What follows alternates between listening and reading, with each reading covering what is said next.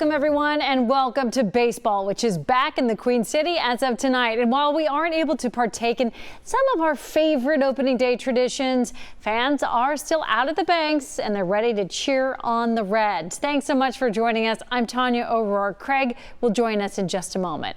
But it is opening day for the Cincinnati Reds. And it's an opening day unlike anything we have ever seen before. Look at that. See how empty it is? No fans inside the stadium. But one person who will be inside the stadium is our sports anchor, Caleb No. He's joining us now live from right outside the stadium. All right, Caleb, shouldn't you be getting in there soon? Yeah, hanging out here for a little while to see, if a little crowd starts to build out here. There's a little buzz out here. And I've talked to several fans who are still excited about opening day, even though they don't get to be inside. I talked to one young lady earlier. She was wearing a Joey Votto jersey, and she couldn't wait to tell me how she got it.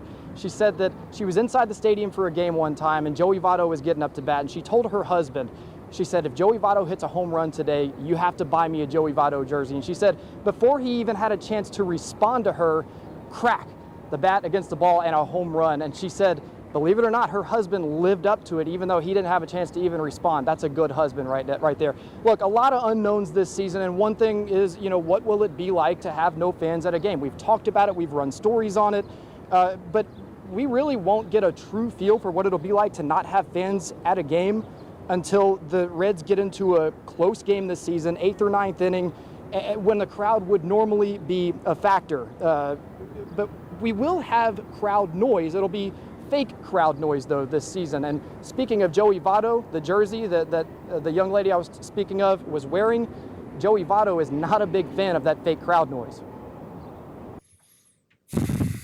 Am I comfortable with the crowd noise? I'm guessing somebody not in uniform decided to put crowd noise up. I'd be astounded if somebody that's currently playing thinks that's a good idea.